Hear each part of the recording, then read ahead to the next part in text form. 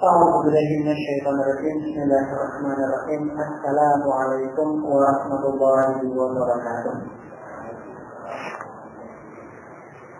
الحمد لله الذي هدانا لهذا وما كنا لنهتدي لولا أن هدانا الله.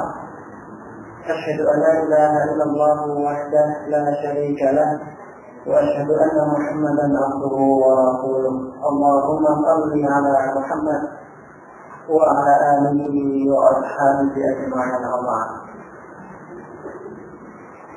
Rekan-rekan remaja, rekan-rekan muda Muhammadiyah, pada diri yang dirahmati Allah Subhanahu wa taala, mari yang pertama senantiasa kita haturkan rasa syukur kita kepada Allah Subhanahu wa taala bahwa pada kesempatan malam kali ini Allah masih memperkenankan kita untuk bersilaturahim, hadir dengan niatan untuk sedikit demi sedikit mengkaji ilmu agama yang semoga dengan keikhlasan kita untuk datang pada kesempatan malam hari ini, Allah Subhanahu wa taala akan membuka pintu rahmatnya, melimpahkan segala karunia-Nya sehingga hidup kita yang tidak akan lama di dunia ini penuh dengan limpahan barokah.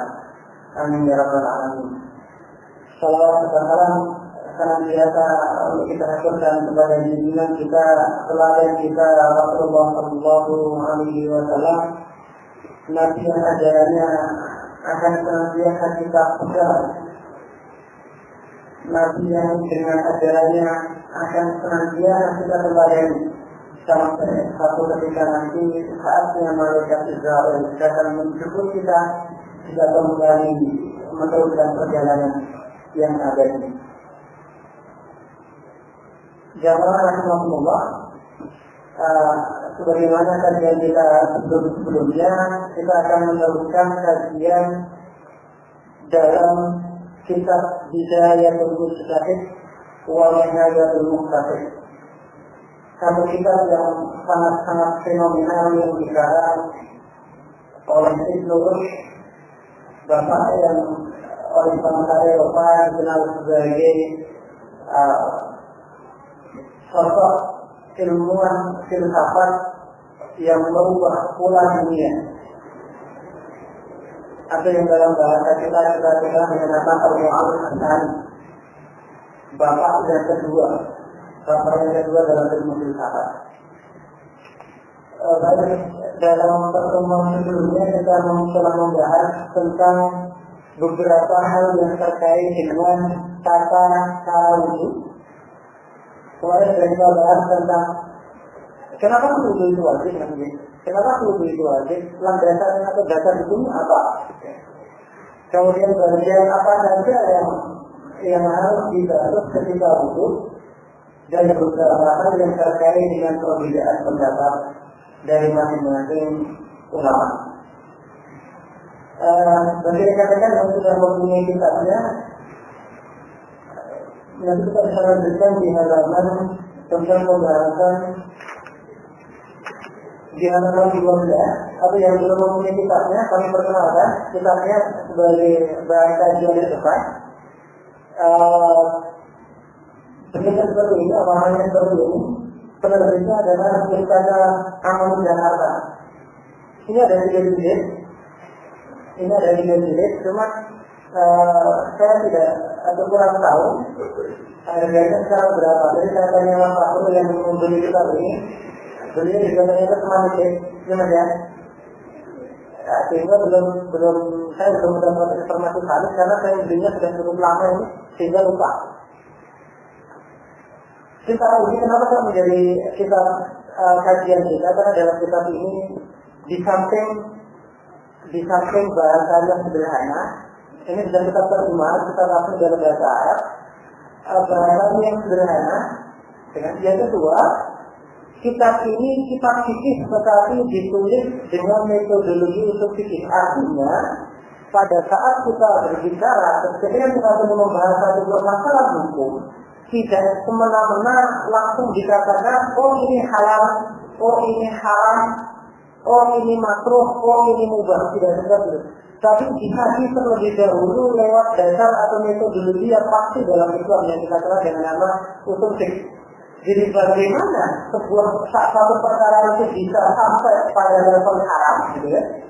Bagaimana satu perkara itu bisa sampai level halal, gitu ya? Atau bagaimana satu perkara ini dalam satu waktu bisa halal, satu waktu bisa haram? Nanti ada beberapa misalkan tentang menikah. Karena di konteksnya rekan-rekan muda nanti di belakang misalkan membahas di buku yang ketiga, insyaallah kalau kita mampu panjang nanti kita ada pembahasan tentang menikah. Menariknya di sana ada satu, menikah itu bisa halal, bisa haram, bisa makruh, bisa mubah, dan bisa sunnah. Nah, seperti apa? Bagaimana apa bisa ada bentuk seperti itu? Dalam kitab ini dijelaskan secara detail. Kita akan melanjutkan pembahasan kita di minggu yang lalu. Kita masih dalam bab bersuci, dalam hal ini adalah wudu. Salah satu pembahasan tentang wudu adalah dalam perintahnya, dalam perintah wudu dikatakan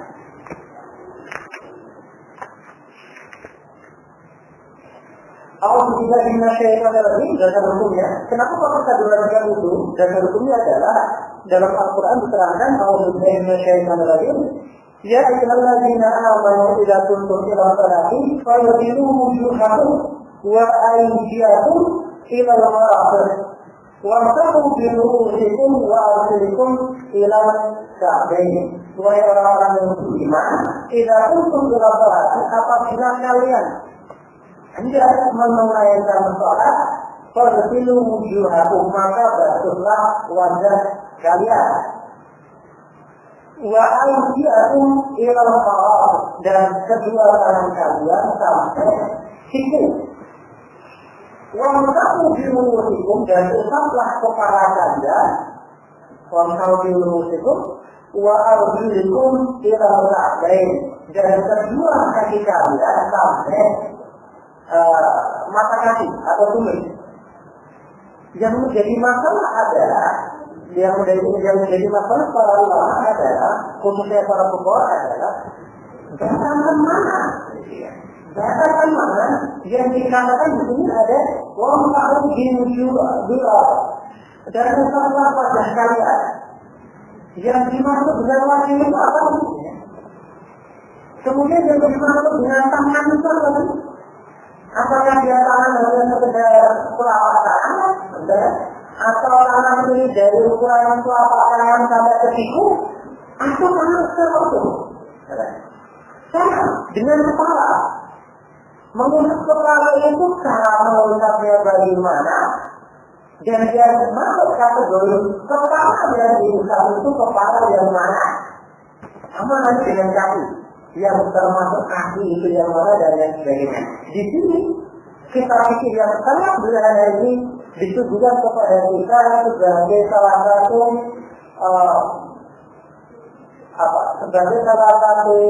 kajian yang akan sangat membantu kita untuk menangkap fenomena atau untuk menangkap hal-hal yang selama ini ternyata dalam masyarakat kita masih sering diperdebatkan.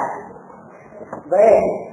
Batasan wajah yang dibatas dalam kitab Bidayah ini diterangkan, semua ulama sepakat bahwa membentuk muka itu salah satu dari wajibnya wudu. Artinya, tidak ada satu ulama yang mengingkari kalau wajah itu harus diusap pada saat wudu. Karena tidak ada ayatnya. Wajah dan salah wajah-wajah kalian. Kemudian tentang terkait dengan batasan wajah, di sini ada 3 pendapat para ulama. Yang masuk wajah itu apa? Jadi yang termasuk wajah itu apa? Ada 3 pendapat di sini diungkapkan oleh Ibnu. Yang pertama, wajah adalah batasan atau bagian yang mulai dari penampakan depan sampai antara kalau dalam bahasa ini diartikan gudeg. Gudeg itu ya gudeg ini. Raja juga namanya kan gudeg ini. Gudeg sampai telinga, sampai pelipis telinga. Pelipis apa ini? Ini ini. Ya pokoknya ujung telinga depan. Nah ini tuh masih bagian dari wajah. Jadi kalau kita berwudu dengan perkataan ini, yang diminta atau yang diwajibkan untuk kita basuh pada saat berwudu itu adalah wajah. Wajah untuk pendapat yang pertama adalah wajah yang tampak depan sampai dia batasannya kena di gudeg ini. Jadi misalnya begini, dari batas tingginya rambut, ya, ini rasa kayak gini, stres. Itu yang pertama. Pendapat yang kedua, wajah itu tidak ada itu. Wajah itu batasannya adalah sampai ujung jenggot atau ujung jantung. Jadi kalau janggutnya panjang, bukan jantung, bulu jenggotnya panjang itu kan, misalkan 10 cm atau ya enggak. Berarti ujung yang paling ujung dari rambut jenggot itulah termasuk bagian dari wajah. Maka itu wajib dibasuh. Pendapat yang ketiga yang masuk dalam kategori wajah adalah cukup bagian dalam dari jenggot. Jadi tempat tumbuhnya jenggot, kalau rekan-rekan punya jenggot, maka dalaman jenggot itu yang tumbuh rambutnya itu termasuk bagian dari wajah. Jadi jelas penampakan depan berarti penampakan depan yang pada saat orang terlihat batasan rambutnya ke bawahnya sampai di ujung jenggot, gitu ya. Ada yang mengatakan sampai ke dalam sini, yang jelas sebelahnya sampai di telinga. Maka ketika ada yang dia berwudu ini, kok yang dibasuh cuma yang depan saja, cepet terus, cuma depan sini nggak dibasuh. Nah ini nggak boleh. Samanya nanti di akhirat ini bisa terdekat mati neraka. Atau misalnya, wah ini karena kubur, ini harus pakai listrik. Ini kalau sampai kena air ini bisa luntur ya. Bisa luntur jadi karena ini sifatnya adalah wajib, jadi karena sifatnya adalah wajib, apapun yang menempel di wajah, di kulit, yang itu memang kena air wudu atau harus kena air wudu, maka harus dihilangkan. Kecuali dalam hal-hal yang sifatnya darurat, misalkan. Kalau sudah kita bilang darurat, maka semuanya ada pengecualiannya. Misalkan,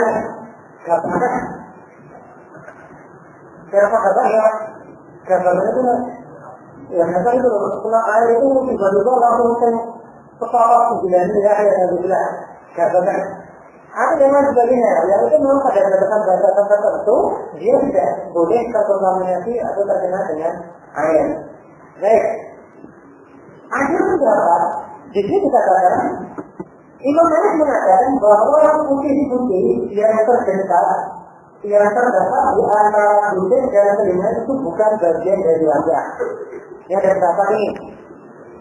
Jadi dalam kita sampaikan salah satu metodologi, salah satu hal yang menarik dari kajiannya Ibnu adalah setiap ulama itu disampaikan semua pendapatnya, tetapi Ibnu tidak kemudian membenarkan di antara sekian pendapat tersebut. Cukup oleh Ibnu diberikan metodologi, diberikan dasar logikanya. Nanti terserah para pembaca yang akan memberikan kesimpulannya sendiri-sendiri. Sangat beda kitab fikih ini dengan kitab fikih yang lain. Karena sama sekali Ibnu hampir tidak pernah memberikan tarjih dalam bahasanya, tidak pernah memberikan semacam kecenderungan pendapat beliau.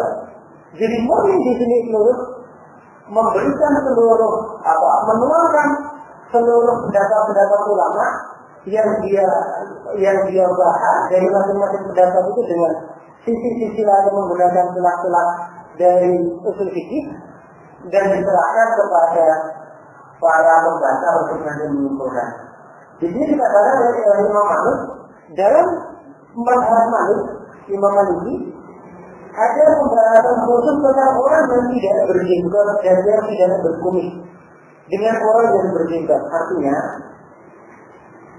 Kenapa kok di sini Imam Malik mengatakan bahwa gudeg dan telinga atau batasan kulit antara gudeg dan telinga itu bukan masuk atau bukan bagian dari wajah, karena dalam mazhab mereka, mazhab Malik itu terjadi perbedaan pendapat.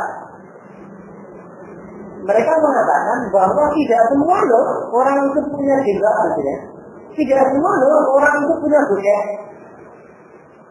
Betul nggak? Ada loh yang nggak punya gudeg orang itu. Ada yang kecil. Nah gudeg. Makanya dia kemudian Imam Malik mengatakan nggak bisa dong. Kita nggak bisa dong serta-merta mengatakan kalau wajah itu batasannya adalah gudeg. Betul nggak? Kemudian pendapat yang lain mengatakan Abu Hanifah dan Imam Syafi'i berpendapat bahwa putih-putih, yang dimaksud putih-putih itu, nah, jadi kalau penjelasan punya gudeg itu, ngajinya tuh itu nggak putih lah, itu putih. Nah itu yang dimaksud dengan putih-putih di sini itu. Al-Abyad, jadi putih-putih yang dimaksud di gudeg itu nih. Jadi ketika kita wudhu, kalau menurut pendapatnya kalau menurut pendapatnya Imam Abu Hanifah dengan Imam Syafi'i, itu kita wajib untuk sampai mengorak-oraknya tadi. Kalau Imam Malik enggak, karena dia berpendapat ada salah satu pendapat dalam mazhab beliau ini, ada yang kalau dia tidak memiliki gudeg, berarti enggak. Pokoknya selama yang namanya selama kita memang itu punya gudeg, ya. Gudegnya itu ketika itu belum dipotong-potongnya, agar benar-benar rata, kayaknya masuk. Baik, kemudian tentang jenggot dan panjang, ini bagi mereka yang minum jenggot, kan? Tadi itu minggu lalu jenggot dokter ternyata beralasan, wah kecuali ya, akhirnya tak tepat. Nah, bagi teman-teman yang memelihara jenggot yang panjang, ini ada pendapat dari Malik yang mewajibkan untuk meratakan air kepadanya, artinya sampai jenggot ini dari ujung sampai ngepot sampai pangkalnya itu harus kena air semuanya, dibantu dengan air semuanya. Kalau dalam bahasa iltifat itu iltifat itu seperti ini. Nah, itu iltifat. Kamu dengan jenggot juga jenggot yang ini. Oh, seperti itu. Dan ini menurut pendapatnya Imam Malik itu hal yang wajib. Lantas, kenapa sih? Kenapa sih para ulama bisa berbeda pendapat?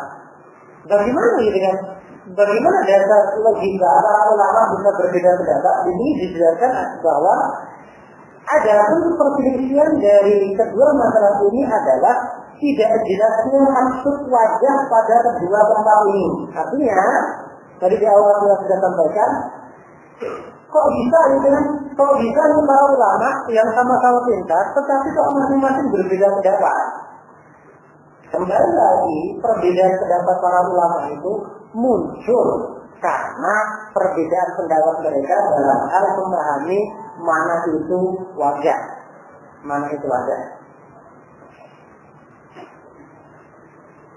Kemudian berikutnya, batasan membantu tangan.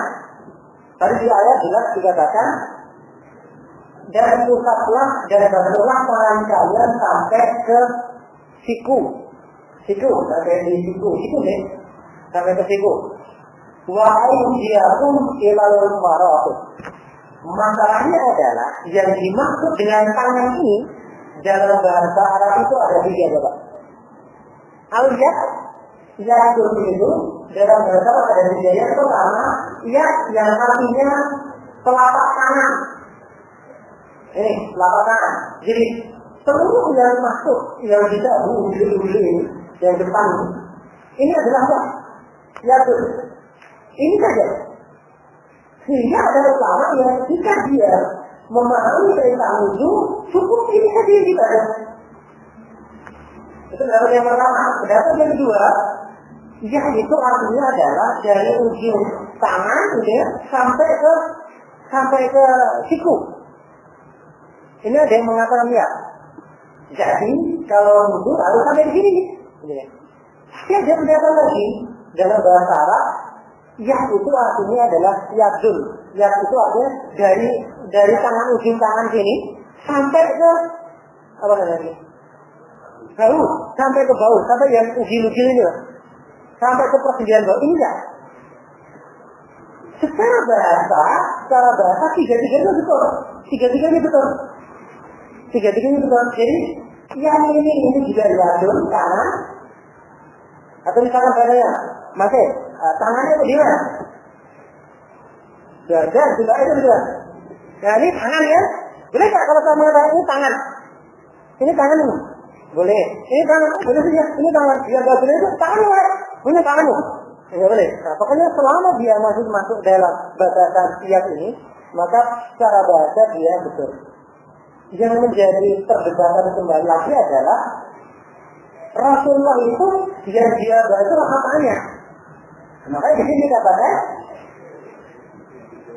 perselisihan pendapat di kalangan mereka disebabkan karena ada kata ilah yang berarti dalam bahasa Arab sampai ilah itu artinya sampai. Nah di sini dijelaskan dalam kitab dikatakan ada tiga tadi saya katakan di awal telapak tangan sampai siku, yang ketiga adalah telapak tangan, siku dan lengan. Nah kemudian bagaimana kata-kata Rasulullah ini? Ketika secara bahasa ada perbedaan pendapat tentang kata yadun, tangan tadi itu, kita memiliki Ibnu Rus menyebutkan, Ibnu Rus menghadirkan satu dalil, satu hadis riwayat dari Imam Muslim yang diriwayatkan oleh Abu Hurairah radhiyallahu anhu. Abu juga mengatakan, "Annahu qala yadahu al-yumna hatta ra'a fil ardi thumma al-yusra." كذلك ثم غسل رجله اليمنى حتى شعاع الساعة ثم غسل اليسرى كذلك ثم قال هذا ورأيت رسول الله صلى الله عليه وسلم يتوضأ.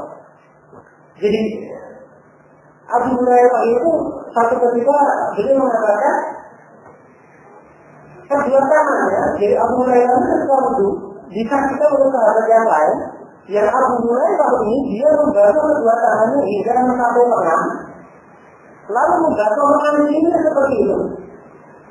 Kemudian membasuh tangannya hingga sampai begini dan membasuh yang kiri juga seperti itu.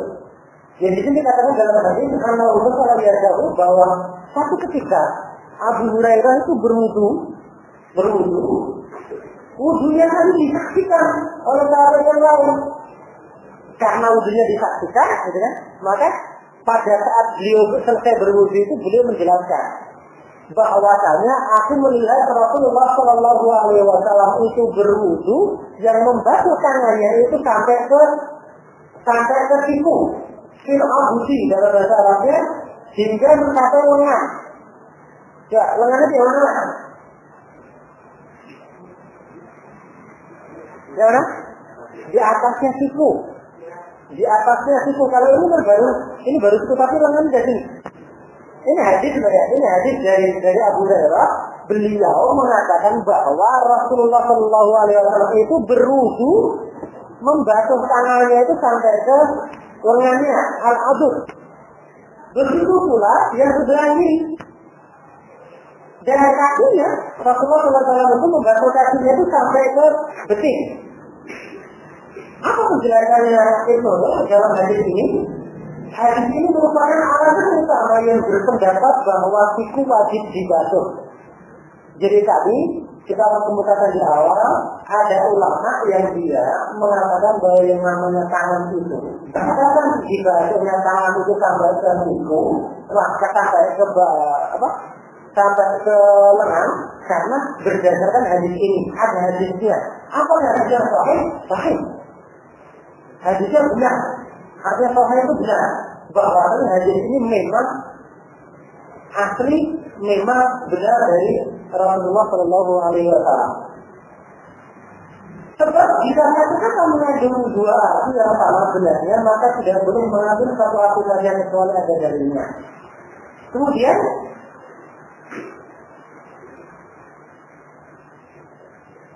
dalam redaksi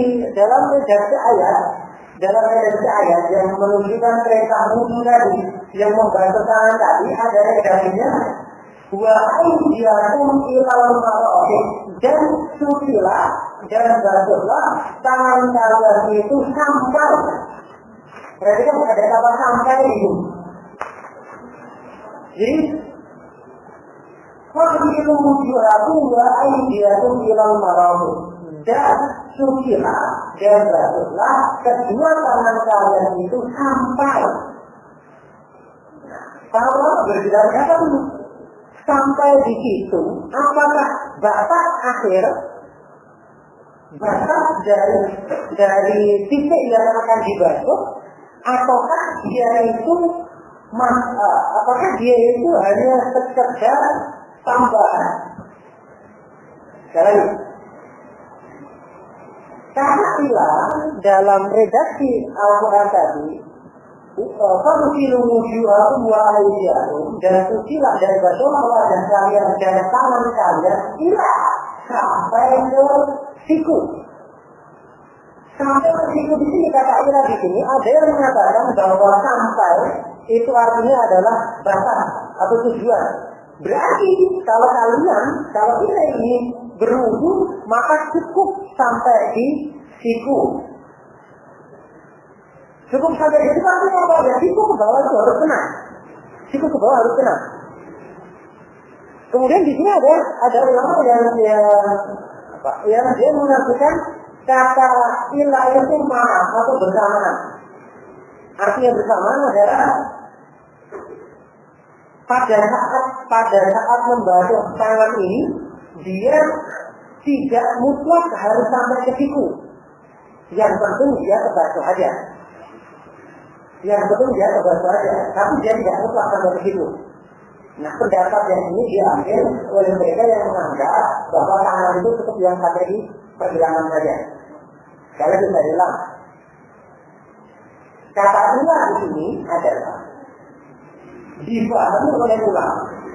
Ilah dalam arti sampai ke siku, pendapat yang kedua itu mengatakan sampai ke siku berarti batas akhir yang harus dibasuh itu adalah siku. Ilah. Nah, tapi ada kata ilah sampai itu ada yang dipahami, dia artinya adalah cukup membasuh saja. Artinya pun itu nggak terbasuh nggak apa-apa. Cukup dia kelimatan air saja nggak apa-apa. Tapi berarti yang mutlak adalah pergelangan tangannya. Jadi ada 3 pendapat ini. Yang pendapat pertama tadi dia dalilnya merupakan hadis dari Rasulullah yang disampaikan oleh Abu Hurairah dan Abu Hurairah diriwayatkan oleh Imam Muslim bahwa Rasulullah SAW itu pernah disaksikan oleh Abu Hurairah berwudu dengan atau sampai membasuh bahunya. Kemudian pendapat yang kedua, yang namanya berwudu itu cukup sampai di lengan sini saja, di siku sini saja. Kenapa? Karena katanya ada di itu sampai. Ada misalkan sederhananya seperti ini. Mas, tolong kamu jalan sampai 5 meter. Tolong kamu jalan sampai jalan kamu 5 meter. Ketika sampai di situ dipahami sebagai batas, maka 5 meter itu harus mutlak terpenuhi. Tetapi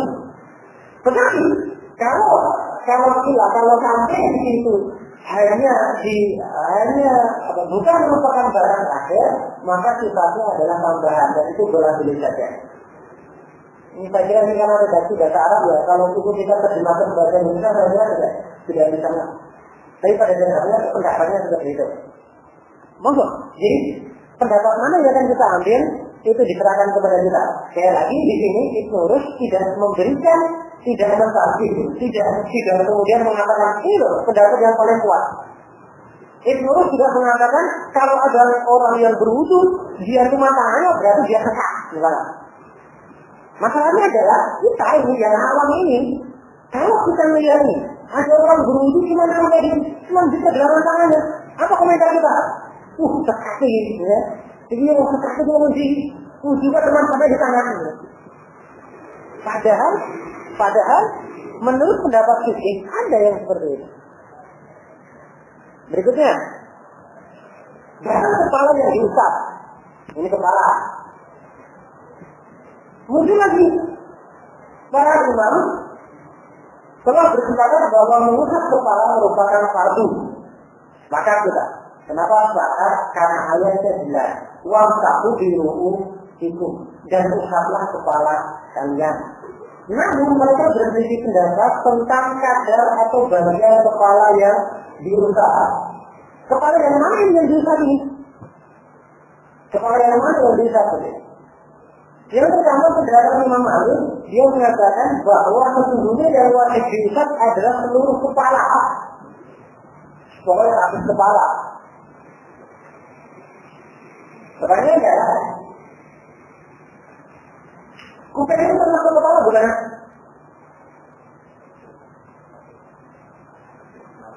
Bagian kepala. Maka kuping itu bagian termasuk kepala bukan? Bagian kepala. Dari kepala di sini. Kemudian saat ini Imam Syafi'i, kalau tadi Imam Malik ya, kita ingat Imam Malik mengatakan wajib dibasuh seluruh kepala. Yang kedua, Imam Syafi'i mengatakan dan Abu Hanifah mengatakan juga bahwa yang wajib dibasuh adalah sebagian kepala. Sebagian kepala atau dalam redaksinya itu sepertiga kepala. Sepertiga kepala. Dan sebagian ulama lain membatasi sampai 2/3 kepala. Sedangkan Abu Hanifah, Imam Abu Hanifah membatasi 1/4 dari kepala, yaitu seperti lebar telapak tangan pada waktu mengusap kepala. Jadi lebar telapak tangan itu ya cuma gini. Sama dia bilang membatasnya selebar telapak tangan ini. Abu Hanifah mengatakan bahwa mengusap kepala yang kurang lebih yang kurang dari lebar 3 jari tidak cukup. Maksudnya adalah ketika ada orang mengusap ini, kalau mengusapnya cuma 3 jari seperti ini, itu maka dia tidak diperbolehkan. Tidak diperbolehkan. Perbedaan dasar ini berasal dari beberapa pemahaman arti ganda atau bab. Kita kembali ke ayatnya. Wamsahu biru'usikum. Bab. Wamsahu bi. Dan usaplah bi. Bi ini dalam bahasa Arab artinya adalah dengan. Kemudian kadang-kadang bab ini berfungsi sebagai atau diartikan sebagai bab tambahan, artinya zaidah. Zaidah itu ada tambahan kita berada di belakang. Kemudian ada di sini diartikan yang dimaksud dengan bahan, artinya adalah istilah. Istilah itu artinya berusaha ganda. Perjalanannya adalah dalam. Pendapat yang pertama tadi mengatakan mengusap kepala itu wajib. Maka gak di sini diartikan adalah pada bis. Jadi usaplah pada kepala kalian. Maka ketika itu mengusap kata pada, bahasa Inggrisnya on. Kepala itu bahasa Inggrisnya on head. On head. Jadi kalau ada kata on head, maka seluruh kepala itu wajib diusap. Tidak ada pengecualian. Tidak ada pengecualian. Penuh. Nah, kemudian pendapat mereka mengatakan bah di situ artinya sebagian, zaidah. Jadi cukup sebagian kepala saja yang diusap. Nanti kepala itu apa sih? Kepala itu apa sih? Pendapat yang paling kuat, pendapat yang paling masyhur adalah kepala itu titik di mana tumbuhnya rambut itu kepala. Kepala gini. Yang wajib diusap dalam konteks ini adalah yang wajib diusap. Jadi yang wajib diusap itu ada titik di mana tempat tersebut tumbuh rambut. Ini kepala. Tapi ini tidak wajib diusap dalam konteks ayat ini. Tapi apakah ini kepala? Iya. Ini kepala. Nah, sekali berdasarkan hadis ini, berdasarkan ayat ini, para ulama itu mengalah atau mereka terjadi perbedaan pendapat yang dimaksud dengan atau berdasarkan mengusap kepala itu apa? Kalau yang mengartikan kata bi, wamsahu biru'usikum, usap pada kepala kalian, maka itu kepala secara utuh diusap. Jadi tidak cuma sekedar 3 jari tadi itu, ya, tidak cuma tapi untuk sedangkan yang mengatakan orang suci yang artinya diri ini sebagai zaidah sebagai tambahan, maka dia boleh sepertiganya, boleh juga sepertiganya. Intinya cuma sekedar mengusap ya. Terserah kan mengusap gimana? Di sini boleh, di sini boleh, di sini boleh. Yang penting kalau pendapat Imam Hanifah, Abu Hanifah tadi tidak boleh kurang dari 3 jari. Maksudnya tidak boleh kurang dari 3 jari adalah kalau kita kepala cuma dengan 1 jari itu tidak boleh. Karena ada air yang kan bisa. Itu tidak boleh. Ini maka Imam Abu Hanifah mengatakan silakan kalau mau membasuh kepala gunakan minimal 3 jari. Seperti itu. Kemudian jumlah bantuannya enggak? Apakah dia dibasuh sekali? Apakah dibasuh 2 kali atau 3 kali? Ini dikatakan para ulama bersepakat bahwa membasuh anggota wudhu yang sempurna masing-masing adalah 1 kali. Maksudnya adalah ketika ada tambahan dalam membasuh itu tidak masalah. Tetapi membasuh yang pertama adalah membasuh yang sempurna. Misalkan ketika kita membasuh kepala, ketika kita mengambil pendapatnya Imam Malik yang mengatakan kepala itu adalah yang mengatakan kepala itu atau kita mengusap kepala itu dengan penuh, maka sekali kita mengusap adalah usapan yang sempurna, benar-benar sempurna sampai di belakang. Nah, ketika sudah seperti itu, maka bagian yang kedua sifatnya hanya untuk sekedar melengkapi saja atau yang ketiga. Atau misalkan ketika kita berumur atau misalkan kita membersihkan hidup, al-istinqa, memasukkan ke dalam hidup. Yang pertama adalah usahakan itu yang paling sempurna. Jadi sekarang kalau kita butuh mulut itu yang betul sampai bersih benar dibuat. Nah, yang kedua itu sebenarnya saja. Artinya yang wajib sempurna itu adalah sampai hidungan yang pertama. Sedangkan bagian yang ketiga dan kedua dan ketiga itu sifatnya adalah sunnah dari hadis sahih yang diterangkan oleh Rasulullah Shallallahu Alaihi Wasallam. Sampai ini mungkin ada pertanyaan? Bismillah.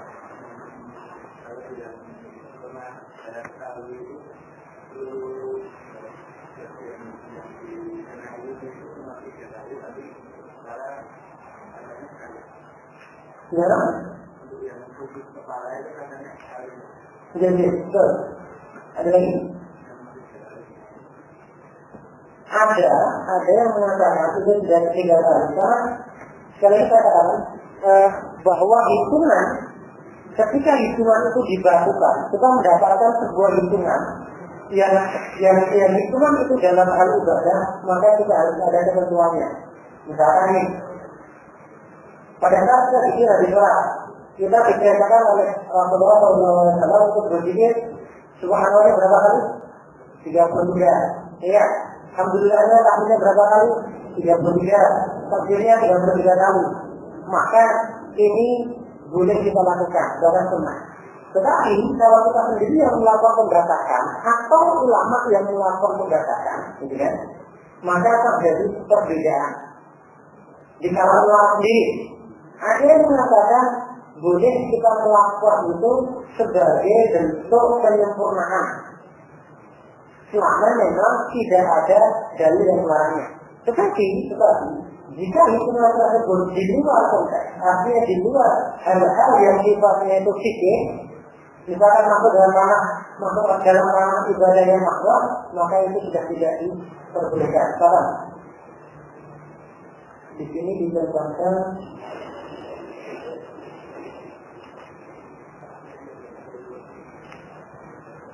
nggak dijelaskan dulu. Tapi yang jelas kalau saya jawab,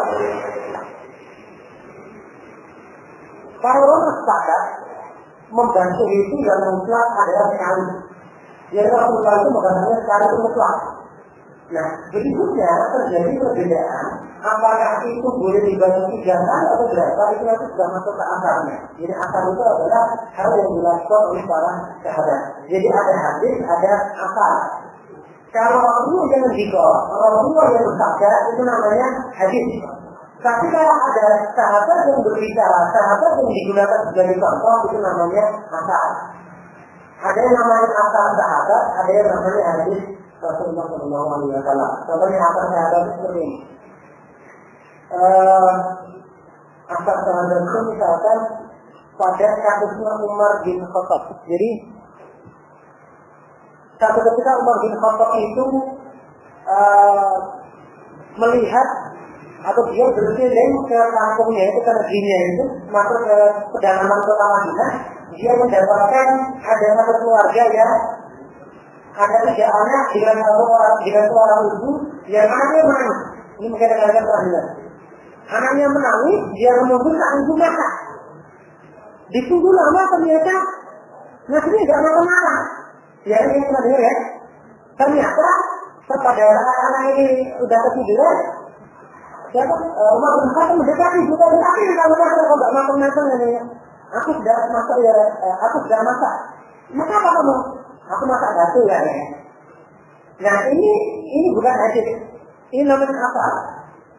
Karena kita ini dilakukan dan diambil tujuannya oleh atau dari sahabat.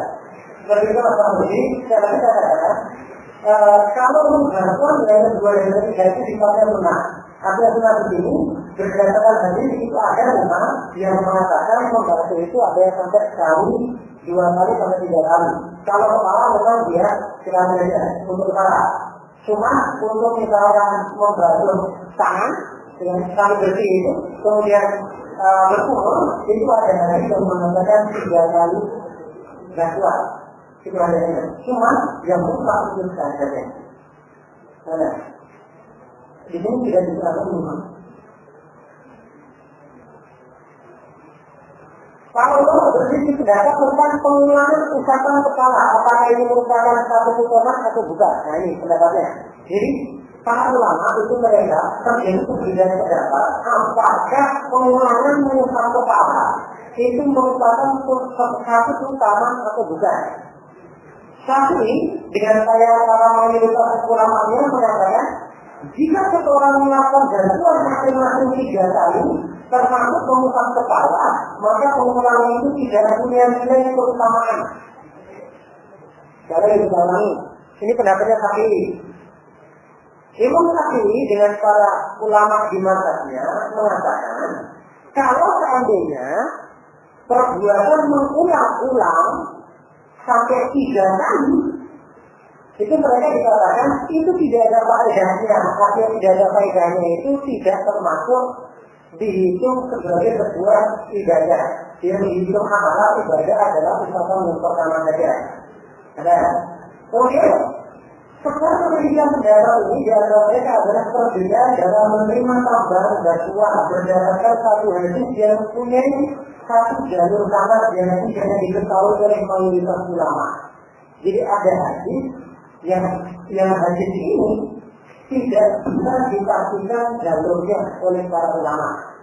Ulama sana mengatakan betul atau sahih, ulama yang lain mengatakan tidak. Maka kemudian umumnya hadis-hadis yang meriwayatkan atau yang diriwayatkan oleh Rasulullah SAW masing-masing membahas 3 kali ini berdasarkan hadis dari riwayat Utsman. Sayangnya dalam kitab ini saya tidak menemukan hadis tersebut. Tadi kan dikatakan ada hadis yang mengatakan keutamaan mengusap itu sampai dilarang 3 kali. Jadi hadis ini oleh para ulama itu tidak masyhur. Artinya tidak masyhur itu tidak terkenal. Karena jalur sanadnya tidak bisa diteliti. Di sini Ibnu mengatakan bahwa hadis tersebut adalah hadis yang diriwayatkan oleh sahabat Utsman bin Affan. Jadi hadis yang menerangkan tentang keutamaan mengusap sampai 3 kali itu hadis yang diriwayatkan oleh Utsman bin Affan. Cuma sampai sekarang saya tidak menemukan dalam kitab ini itu hadisnya seperti apa, dan saya tidak menemukan. Makanya kalau orang memiliki perbedaan pendapat dan cukup kuat itu, apakah basuhnya itu 3 kali atau lebih dari itu, atau mungkin cuma sekali yang sudah dikatakan itu memberikan kaidah baku, patokan baku bahwa membasuhnya itu yang mutlak hanya sekali, seperti itu. Kemudian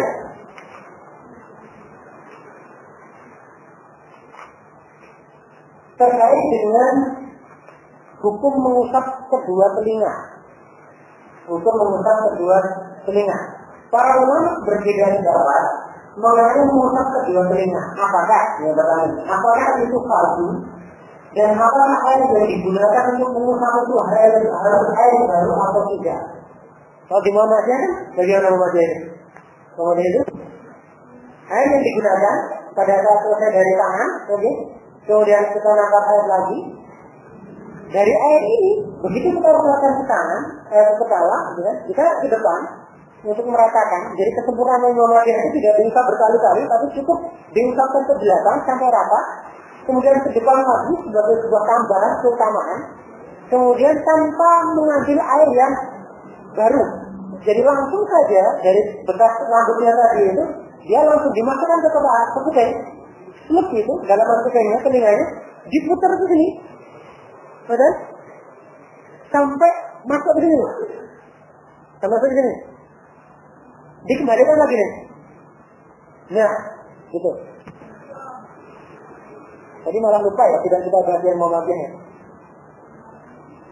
Sekali lagi nih, kalau Muhammadiyah ini pendatangannya adalah, kalau ini kan dikatakan, apakah itu merupakan sunnah atau fardu? Yang pertama pertanyaannya. Yang kedua, apakah air yang digunakan untuk membasuh telinga itu adalah harus air yang baru atau tidak? Artinya air yang baru itu ketika kita sudah selesai kepala ini, kita ngambil air lagi untuk kita basuh telinga. Ya kan? Apakah itu harus seperti itu ataukah boleh dengan cukup bekas dari kepala tadi langsung dimasukkan ke telinga? Bisa dijawab di sini. Sebagian ulama berpendapat bahwa itu adalah fardu dan harus memakai air yang baru. Nah ini. Jadi kita baca ini pendapat ini dijelaskan dalam kitab Ibnu Rus. Sebagian ulama berpendapat bahwa itu adalah fardu dan harus memakai air yang baru. Sebagian ulama ini. Sebagian yang lain mengatakan demikian itu adalah orang muridnya Imam Malik. Maksudnya di sini adalah yang mengatakan itu adalah sesuatu hal yang fardu dengan air yang baru itu adalah muridnya Imam Malik. Mereka berpendapat seperti itu karena menurut Imam Malik kedua telinga ini termasuk bagian dari kepala. Tadi di awal waktu kita membahas tentang membasuh kepala tadi, Imam Malik mengatakan kepala itu mutlak, pokoknya manusia harus bisa semuanya. Ya. Di sini dia lebih konsisten Imam Malik ini bahwa yang namanya telinga itu karena masuk bagian dari kepala, maka mengusapnya itu juga dengan air yang baru dan hukumnya adalah wajib.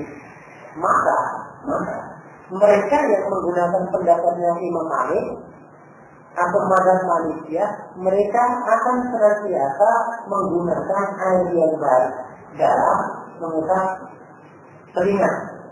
Sedangkan Imam yang lain ini adalah wanita dan dengan beberapa pendapat yang lain mengatakan mengusap kedua telinga adalah wajib.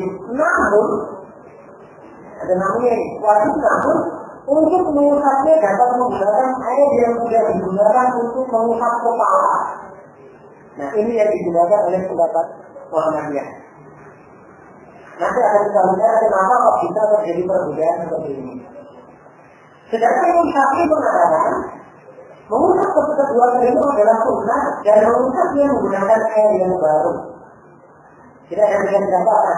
Yang pertama tadi, Imam Syafi'i mengatakan mengusap kepala dan mengusap telinga. Mengusap telinga itu merupakan suatu hal yang wajib, yang fardu, dan harus menggunakan air yang baru. Jadi tidak boleh air kita. Pendapat yang kedua adalah pendapatnya Imam Abu Hanifah. Dia mengatakan membasuhnya itu wajib. Telinga itu wajib mutlak untuk dikenai air wudhu. tetapi tidak mutlak menggunakan air yang baru. Oke, pendapat yang ketiga, pendapat yang mengetahui bahwa mengusap kedua telinga itu sunnah saja. Artinya sunnah, kalau tidak diusap juga tidak apa-apa. Dan mengusapnya pun juga boleh menggunakan air yang baru, jadi bukan air sisa. Sebagai ulama, sahabat ini juga berpendapat demikian. Maka dari mengklaim bahwa itulah pendapat Imam Malik berdasarkan riwayat yang menerangkan bahwa Malik berkata kalau hukum mengusap kedua telinga benar-benar hukum berumur. Jadi yang dimaksud dengan keterangan ini adalah Imam Malik menurut pendapat dari Imam Malikiyah, mereka mengatakan berumur itu juga hukumnya mutlak dengan air yang baru. Artinya itu bisa menang sekali saja, dengan dikopiak lama-lama Allah itu, atau boleh dengan 3 kali dengan hitungan 3 kali dengan air yang baru seperti itu. Perhatian ini jadi saya sampaikan yang kemarin mungkin rekan-rekan belum mengikuti bahwa salah satu metodologi yang diungkapkan atau yang disampaikan Ibnu Rushd dalam pembahasan kitabnya adalah yang pertama pasti beliau awali dengan menunjukkan dalil-dalil atas perkara fikih yang ingin beliau kupas. Ketika beliau ingin membahas tentang masalah wudu, maka dalil yang dulu disebutkan. Ketika dalil sudah disebutkan, beliau sampaikan seluruh pendapat ulama dari mazhab A, mazhab B, mazhab C dan seterusnya. Ketika semua pendapat ini sudah beliau sampaikan semuanya, baru yang ketiga beliau menganalisa kenapa kok pendapat tersebut bisa berbeda. Artinya dalam bahasa Ibnu Rushd ini dikatakan ma'alul khilaf atau dalam bahasa Indonesia titik tolak perbedaan pendapatnya, dan itu selalu konsisten Ibnu Rushd membahasnya seperti ini. Jadi ada dalil dulu sebagai landasan dalam pembahasan, kemudian pendapatnya para ulama disarkan semuanya, disampaikan semuanya, gitu. Baru yang ketiga setelah pendapat ulama itu muncul semuanya, barulah dianalisa kenapa sih mereka itu bisa berbeda pendapat. Inilah yang kemudian Ibnu Rushd mengatakan sebagai titik tolak sebuah perbedaan. Ketika kita sudah ngerti benar, ternyata masalah ini itu ada sekian pendapat, yang masing-masing pendapat itu muncul argumennya, muncul perbedaannya, muncul karena satu titik tolak yang seperti ini. Ketika orang sudah mempunyai pemahaman seperti itu, maka jadilah orang itu orang yang arif bijaksana, tidak kok kemudian gampang menjudge orang lain. Wah, ini belum berapa sesuatu sudah sesat ini. Wah, kamu kalau melakukan seperti itu berarti kamu sesat. Tapi kalau edah yang diberikan menurut ini, insya Allah begitu kita mempelajari kitab Universitas ini, kita akan lebih dewasa untuk menyikapi perbedaan fikih yang ada di sekitar kita. Jadi kita tidak perlu heran, kita tidak perlu gumunan ketika nanti misalkan kita mendapatkan ada orang kok dalam fikih itu berbeda dengan kita. Kalau tadi sederhananya tentang wudu ya. Nanti kalau kita misalkan yang haram itu di Masjidil Haram itu dekat Ka'bah itu gimana berusaha orang dari seluruh dunia dengan bermacam-macam gaya fikih mereka, pendapat fikih mereka itu muncul semua. Ada yang takbirnya itu sampai kata Allah Akbar. Ada yang takbirnya itu seperti kita, dia kata Allah Akbar. Ada yang takbirnya seperti Allah Akbar dan Allah saja. Ada yang takbirnya Allah Akbar. Dia gumunya inilah bagi kami Rasulullah SAW bersabda ya, ada yang mengatakan ini salah, ada yang tidak, bahwa setelah orang mati rahmat, perbedaan pendapat umat itu adalah sejarah rahmat. Artinya rahmat ini adalah mereka yang bisa menangkap dengan kebijaksanaan, itulah rahmat. Tapi mereka yang menangkapnya itu sebagai sebuah perbedaan yang menyusahkan, ya itu berarti menjadi bicara. Seperti ini. Ya sekali lagi kadang-kadang dengan Allah Subhanahu Wa Taala bahwa kita belajar fikih di sini, kita belajar fikih di sini tujuannya adalah agar bagaimana kita bisa mengerti Ternyata yang namanya fikih itu ibarat samudra yang sangat kuat, yang kedalamannya tidak akan pernah bisa kita ukur. Maka kita dituntut untuk bijaksana, atau dalam bahasa itu kita dituntut untuk moderat lah. Apa itu? Saya lebih memilih kata bijaksana saja. Kita dituntut untuk bijaksana untuk menangkap segala bentuk perbedaan fikih yang ada di sekitar kita. Selama itu fikih, insya Allah tidak bisa orang dikatakan kafir. Selama itu perbedaannya adalah pada level fikih, maka tidak bisa seseorang itu dikatakan sesat. Meskipun perbedaan itu masuk dalam ranah akidah, tetap kita hindari dalam konteks sesama muslim, tetap kita hindari untuk kita mengatakan orang lain itu kafir. Biar otoritas kafir itu yang memberikan adalah Allah Subhanahu wa Ta'ala. Dalam konteks orang itu masih muslim, dalam konteks orang itu masih bersyahadat. Selama kiblatnya masih sama, Allahnya masih sama, Nabi-Nya masih sama, jangan sekali-kali kita menjadi mereka itu dengan orang kafir. Seperti itu. Maka jika ada yang bertanya, saya kira ini kita tidak tak begini-begini biar jangan terjadi dan sebagainya. Gimana Mas? Tapi buat materi yang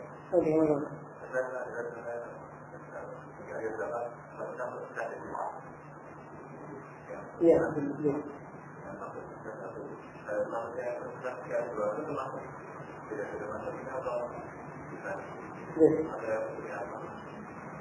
Lalu sampai saat ini saya sudah cukup lama membaca hadis tersebut. Sebenarnya sampai saat ini saya belum membaca untuk sampai hadisnya. Akibat dari di sana adalah pendapat penjabaran tentang hadis tersebut saya belum membaca. Yang tidak kami yakini, yang saya tangkap dari hadis tersebut adalah yang akan masuk surga adalah mereka yang mengikuti atau ahli sunnah wal jamaah seperti itu. Atau ahli sunnah wal jamaah adalah selama kita itu masih jalan, kaidah mengikuti track, mengikuti jalan yang oleh Rasulullah SAW ajarkan dengan sunnah-sunnahnya, dengan kita jalan kita bisa, maka insya Allah kita masih dalam kategori ahli sunnah wal jamaah.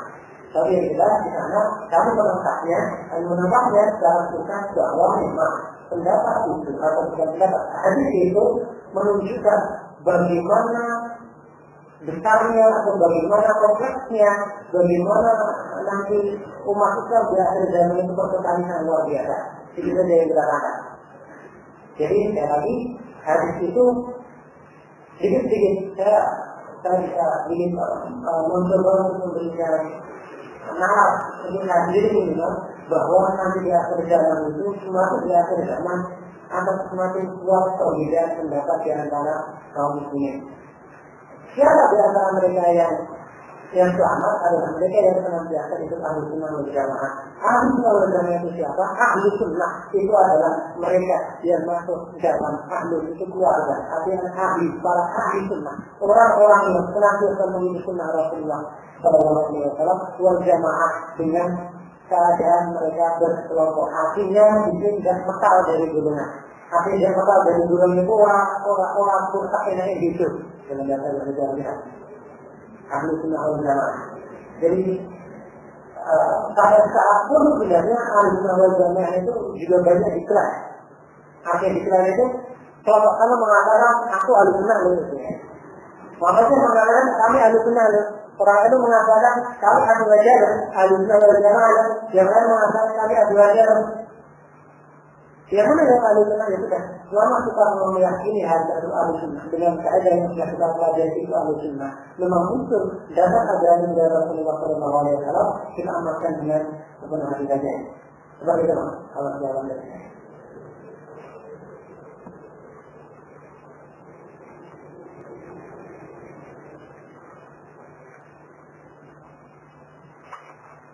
Bapak juga mungkin ada yang ingin.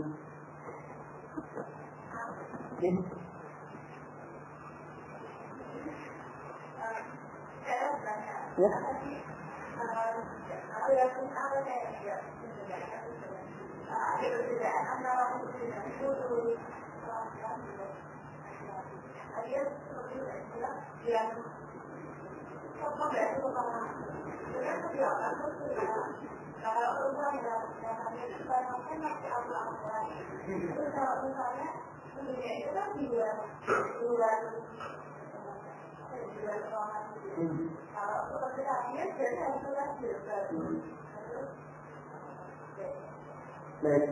Jadi dalam usul fikih itu ada kaidah yang namanya darurat. Artinya darurat itu keadaan di mana darurat lah, namanya darurat saja lah.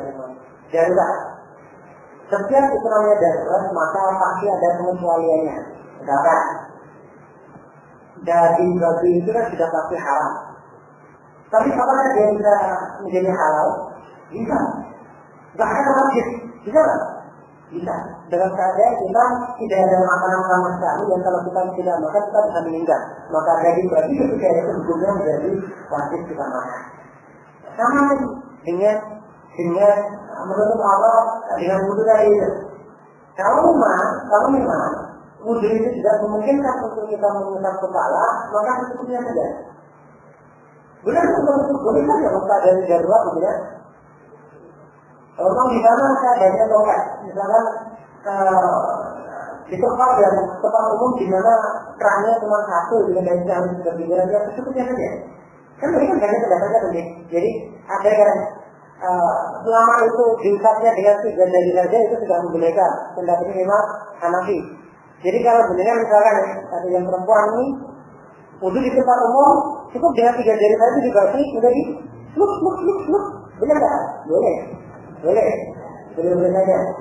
Belum tadi masih ada perbedaan pendapat kalau bahwa yang namanya mengusap kepala itu dia merupakan bagian dari wajibnya itu cuma sebagian. Bahkan yang mengatakan Imam Hanafi tadi pendapat yang salah satu pendapat dalam mazhab Imam Hanafi tadi mengatakan 2/3 atau 1/4.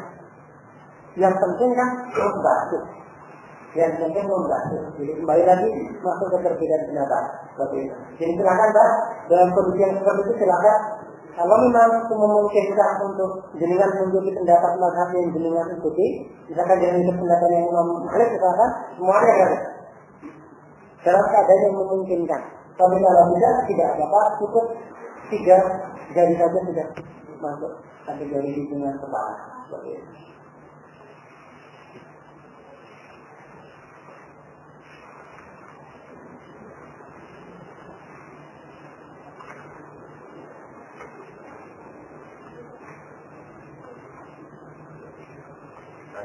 Makanya maksud dari itu sampaikan apa? Dan itu anu wala ayat itu gimana? Ya itu kita seperti itu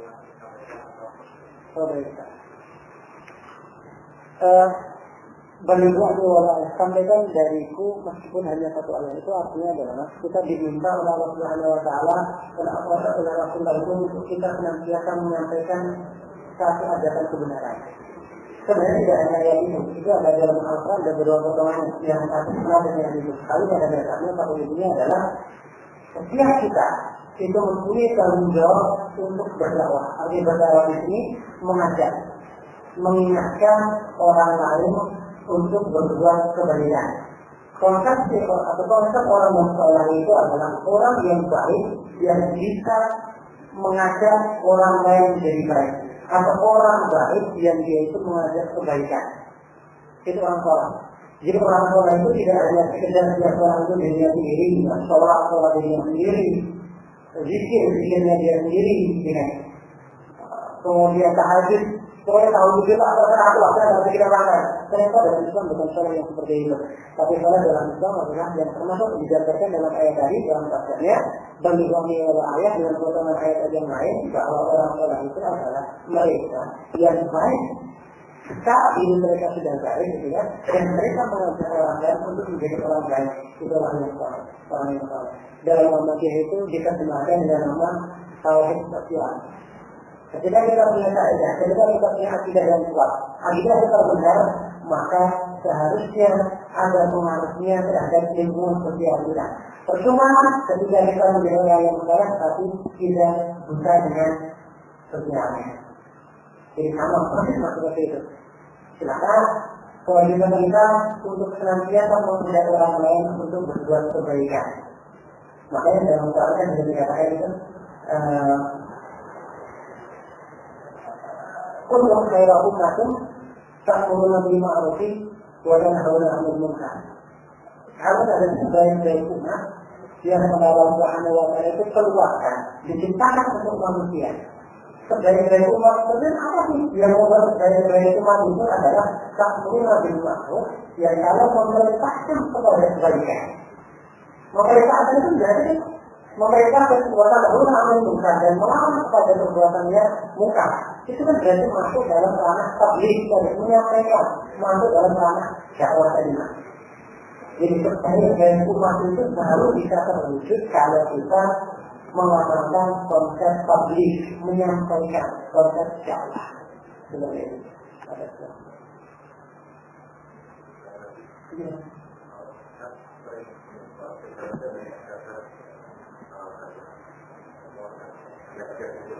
Ya,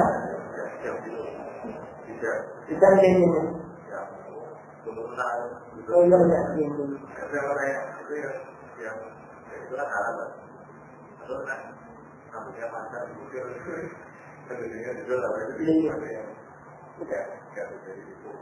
Kalau saya menangkapnya, ini kan hadis ya. Jadi ada tiga hadisnya. Saya menangkapnya adalah bahwa yang dilarang di sana berlebih-lebihan dengan tujuan agar seseorang tadi dilihat orang lain atau untuk menarik perhatian orang lain. Itu yang tidak boleh. Kenapa? Karena ada qarinah yang lain, ada hadis yang lain yang dia, misalkan Rasulullah melarang seseorang berjalan dengan mengangkat kakinya supaya gemeriting kakinya.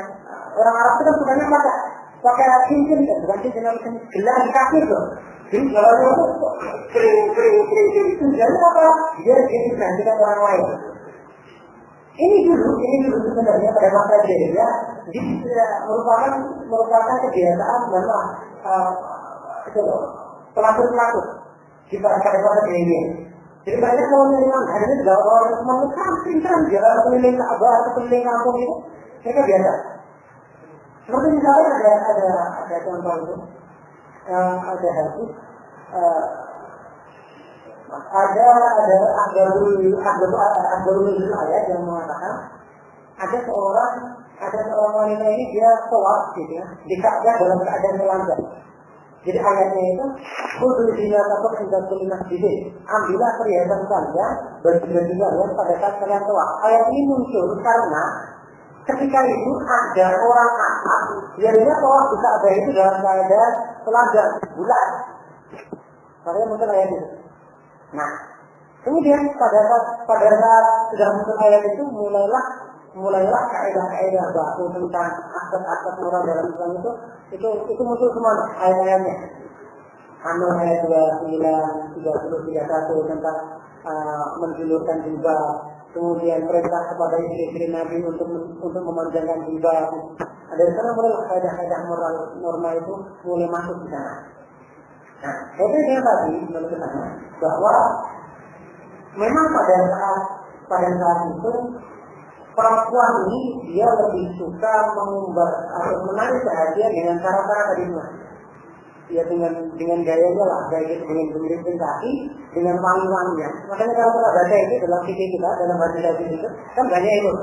Seorang perempuan dilarang menggunakan parfum atau wangi-wangian ketika dalam keluar rumahnya. Seorang perempuan dilarang berjalan berlenggak-lenggok sebagai penuh unta.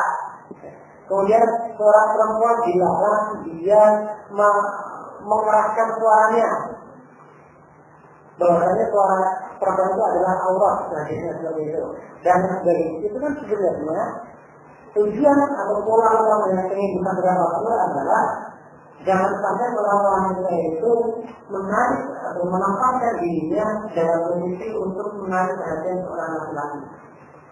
Karena konteksnya sebenarnya kalau kita pahami orang Arab itu kan panas saja. Arab itu panas luar biasa. Kalau dalam panas itu paling bisa sampai 55 derajat. Jadi kalau kita jalan itu merah kalau nggak kecamatan. Begitu juga kalau musim dingin itu juga dinginnya luar biasa. Sampai paling tidak 5 derajat atau 10 derajat lah. 10 derajat itu kalau sudah dingin. dengan kondisi cuaca yang seperti itu, khususnya pada saat musim panas, temperamen orang Arab itu tingginya luar biasa. Begitu juga dengan libido mereka. Ali saja satu ketika beliau mengatakan kepada Rasulullah, ya Rasulullah, aku itu orang pemalu. Kenapa Ali? Karena aku adalah laki-laki yang dia menjadi orang laki-laki yang mudah terangsang. Ini Ali mengatakan seperti itu. Itu Ali ya. Itu sahabat Ali ya. Karena memang kondisi Arab ini secara geografis luar biasa mendukung untuk orang itu berbuat maksiat. Nah, karena itu benar-benar ditekankan jangan seorang wanita itu berjalan seperti jalannya penuh unta. Jangan seorang wanita itu berpakaian rambut telanjang. Nah, ini ternyata pernah kembali di dalam kita. Jadi kan, seorang perempuan ini dia pakai baju, mohon maaf. Atau laki-laki juga ngaku lah, laki-laki juga ngaku ya. Dia pakai baju tapi telanjang. Kalau mungkin di mata atau di dunia Arab sana, abad-abad pertengahan itu mungkin perlu untuk dikaji ulang. Mereka mungkin mikir maksudnya apa ya? Tapi ternyata semakin kesini, ternyata kita tahu bahwa perempuan memakai baju telanjang adalah makanya sifatnya luar biasa dia. Makanya sifatnya luar biasa. Jadi tujuannya adalah untuk memberikan batasan-batasan moral.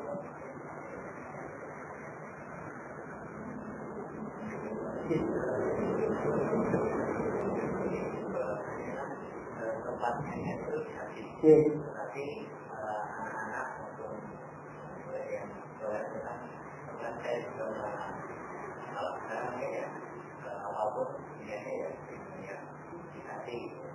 Tapi kalau kan adanya yang dulu ini juga nawai itu untuk hari waktu itu dan sebagainya. Kita tahu itu kata belakangnya ada itu apa? Kemudian ketika ada orang yang ada itu nanti akan ada ini lainnya atau tidak dijawab. Terkait dengan niat tadi. Jadi niat ini memang berasal dari hadis yang disampaikan oleh Rasulullah, riwayatnya dari Ibnu Umar. Dia mengatakan, innamal a'malu binniyat wa innamal likulli imri'in ma nawa. In kana hijratuhu ila Allah wa rasulihi fa hijratuhu ila Allah wa rasulihi. Wa in kana hijratuhu ila imra'atin yankihuha aw qa'idatin al-masjid. Tapi yang jelas di pertemuan yang pertama dikatakan sesungguhnya segala sesuatu yang terkait dengan niatnya. Nah, niat di sini adalah ketika itu ibadah mahdhur. Ketika itu ibadah mahdhur adalah ibadah yang dimaksud dengan ibadah mahdhur itu ibadah yang tidak bisa dirasionalisasikan. Jadi, bahkan Mas, kenapa jenengan kok sholat bukan begini? Kenapa jenengan ini harus sholat kok 5 rakaat, 4 rakaat kalau atas, kalau dulu 4 rakaat juga, kalau masuk 3 rakaat. Karena dari itu yang bisa merasionalisasikan mencari logika, kenapa kok bisa seperti itu? Nggak bisa. Namanya ta'abudi. Memang mutlak hal ini datang dari Allah Subhanahu wa Ta'ala. Artinya kita tidak bisa merasionalisasikan, kita tidak bisa menolak. Kenapa ya seperti itu ya? Kenapa sholat itu harus jatuh? Kemudian harus lumpuh gitu kan? Kemudian naik tidak gitu kan? Kenapa sholatnya itu nggak kayak orang, mohon maaf kalau kayak orang-orang mah gitu kan? Sholatnya cuma nyanyi-nyanyi. Sholatnya cuma orang itu di depan tembok tatapan orang Yahudi. Kenapa kita itu harus repot-repot kayak gitu? Itu kan gairu maksulatul makna. Jadi sesuatu yang tidak bisa dirasionalisasikan. Dalam konteks, dalam hal ibadah yang seperti itu, dalam yang gairu maksulatul makna tadi, yang tidak bisa dirasionalisasikan, maka niat itu mutlak, wajib. Apakah niat itu? Ini pertanyaan kedua. Apakah harus dilapaskan apakah itu dalam hati? Selama itu oleh Rasulullah tidak disampaikan dalam lafaz, maka kita haram hukumnya untuk melafazkan niat. Sekali lagi, ketika Rasulullah SAW dalam hal-hal yang ibadah yang sifatnya itu tidak bisa dinasionalisasikan, kita melihat ini Rasulullah itu menyampaikan nggak niat dalam hal tersebut yang niat tersebut dilafazkan. Misalkan niat sholat, ada itu Rasulullah menyampaikan niat sholat yang dilafazkan? Nggak ada. Lalu mau dicari hadisnya di mana pun nggak pernah ketemu. Tapi apa yang harus dengannya Nabi mutlak. Para ulama sepakat itu adalah mutlak. Kenapa? Karena itu nanti untuk membedakan ibadah wajib dengan ibadah sunnah salah satunya. Tapi yang kedua adalah ketika ibadah tersebut yang ghairu mahdhah, yang maksuratul makna, yang bisa dirasionalisasikan, maka niat di sana boleh diucapkan atau tidak. Misalkan sedekah itu bisa dirasionalisasikan atau tidak? Bisa. Ya Allah, saya sedekah. Bisa mencari titik di mana ini bisa masuk logika. Atau misalkan wudu. Nah, kalau wudu itu ada dua. Wudu itu ada yang mengatakan itu mahdhah, ada yang mengatakan ghairu mahdhah. Kalau yang mengatakan mahdhah, mereka berpendapat bahwa wudu itu ya seperti itu. Artinya kita kenapa kok orang kentut, tapi kok yang dibasuh tangannya, wajahnya, dan yang lainnya. Kenapa kok yang dibasuh bukan golongannya ya? Tapi wudu sendiri ada sisi-sisi di mana dia bisa dirasionalisasikan. Contohnya apa? Untuk kebersihan dan sebagainya. Dalam konteks ini, wudu ini silakan kalau mau pakai enggak apa, pun dilambangkan juga tidak apa. Tetapi dalam hal ibadah mahdhah tidak ada ketentuan atau tidak boleh untuk kita melafazkan. Karena tidak boleh karena memang tidak ada ketentuan dari Rasulullah. Tidak ada ketentuan dari Rasulullah SAW. Seperti itu. Karena kaidah yang harus kita garis bawah adalah pada dasarnya seluruh ibadah itu haram kecuali yang diperintahkan. Yang pertama itu. Ini harus kita garis bawahi. Jadi pada dasarnya seluruh ibadah itu haram kecuali yang diperintahkan. Ibadah ya. Yang kedua, pada dasarnya seluruh muamalah itu boleh kecuali yang dilarang. Contohnya dalam hal ibadah ini boleh nggak kita sholat zuhur? Ya Allah, aku pengen nambah pahala ini, aku pengen sholat zuhur, boleh nggak? Nggak boleh. Kenapa? Ya karena haram. Kenapa haram? Ya karena nggak ada tuntunannya. Ada orang jawab puasa. Aku pengen puasa 7 hari berturut-turut lebih. Boleh nggak? Boleh nggak kalau jari? Pengen puasa 3 hari berturut-turut lebih. Pertanyaannya adalah puasa itu masuk kategori ibadah bukan? Ibadah. Kalau dalam hal ibadah jelas. Selama dia tidak diperintahkan atau dituntunkan, maka haram hukumnya untuk kita melakukan. Contoh yang sederhana lagi, saya ingin baca surat Yasin di malam Jumat itu 23 kali atau 3 kali. Membaca Quran boleh nggak? Boleh. Tapi yang tidak boleh adalah mengkhususkan di malam Jumat dengan memberikan hitungan yang di luar ketentuan dari Rasulullah. Oh, Rasulullah harus hitungan kenapa harus 3 kali? Lain halnya dengan tentang muamalah. Bahwa segala bentuk muamalah itu boleh kecuali yang dilarang. Nikah itu boleh nggak? Boleh, nikah itu boleh. Tapi nikah dengan laki-laki itu boleh nggak? Nggak boleh, itu muamalah itu dilarang, jelas. Watakun jalan syahwatan dalam bahasa. Dan kalian bangsa itu mendatangi laki-laki dengan penuh syahwat. Laki-laki mendatangi laki-laki dengan syahwat. Itu haram. Jual beli. Boleh tidak dalam amalan kita? Boleh saja. Orang mau jual beli boleh. Tetapi yang diharamkan saja kalau itu ada larangannya, maka sudah tidak diperbolehkan. Seperti itu. Jadi saya kira seperti digunakan dalam kita lanjut di pertemuan depan. Kita baca dan bagi yang belum punya kitab Bidayah Mujtahid ini silakan dibeli karena ini adalah investasi kita. Investasi kita artinya ringan untuk kita baca dan pasti akan menjadi ilmu pengetahuan kita dalam hal agama tertentu. Terima kasih, mohon maaf jika ada penyampaian ada hal yang tidak berkenan, dalam penyampaian ada yang tidak jelas. Muhammad juga misalnya bila itu hidayah. Wassalamualaikum warahmatullahi wabarakatuh.